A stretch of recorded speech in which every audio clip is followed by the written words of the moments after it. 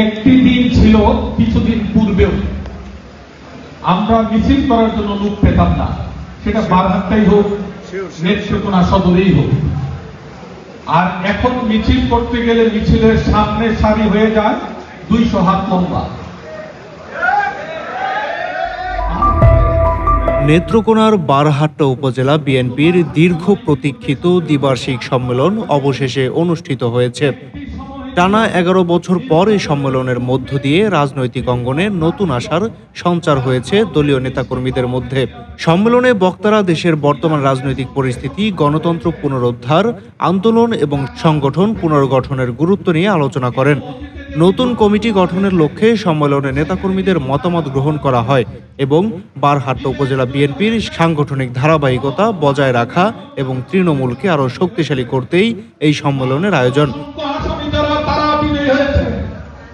আপনাদের কাছে অনুরোধ থাকবে, টাকার জায়গায় টাকা, বিবেকের জায়গায় বিবেক।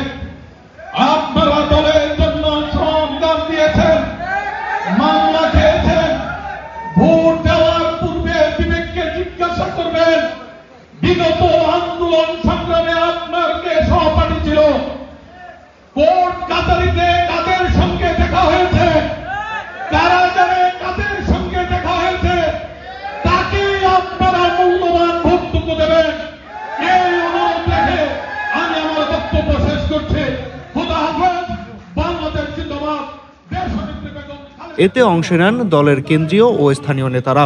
সম্মেলনটি শুধু একটি আনুষ্ঠানিক সভা নয়, বরং তৃণমূলের দলীয় কর্মকাণ্ডকে গতিশীল করা, নতুন নেতৃত্ব নির্বাচন এবং দলের ভবিষ্যৎ কৌশল নির্ধারণে একটি দিক নির্দেশনামূলক প্ল্যাটফর্ম হিসেবেও কাজ করে।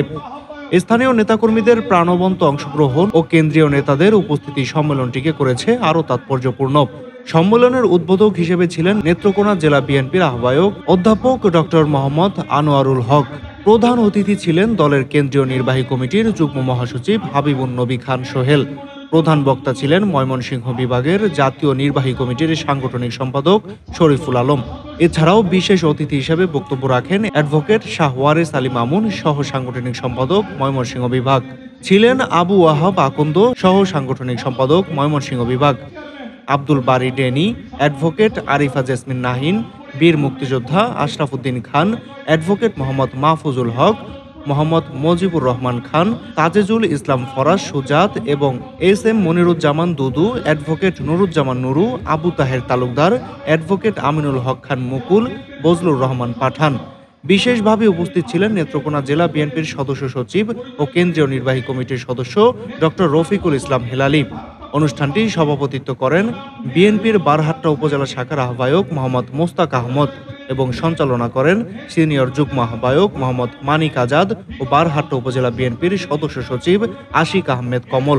নেত্রকোনার বারহাট্টা উপজেলা বিএনপির 2025 সালের দ্বিবার্ষিক সম্মেলনে কেন্দ্রীয় ও স্থানীয় নেতৃবৃন্দের সক্রিয় অংশগ্রহণে তৃণমূল সংগঠনের কার্যক্রমকে গতিশীল করা, নতুন নেতৃত্ব নির্বাচন এবং দলীয় কৌশল নির্ধারণে দিক নির্দেশনা দেওয়া হয়।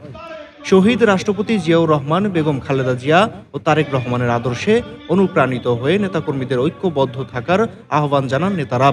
সম্মেলনকে ঘিরে এলাকা জুড়ে উৎসবমুখর পরিবেশ সৃষ্টি হয়েছিল। দীর্ঘদিন পরে দলীয় কর্মকাণ্ডে সক্রিয় অংশগ্রহণ করতে পেরে তৃণমূল নেতাকর্মীরা উচ্ছ্বাস প্রকাশ করেন। উল্লেখ্য, সর্বশেষ বারহাট্টা উপজেলা বিএনপির এই সম্মেলন অনুষ্ঠিত হয় 2014 সালে।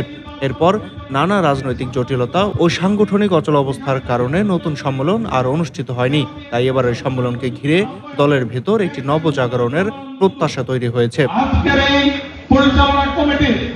মাহাদি হাসান বিএন, জিও বাংলা, ঢাকা।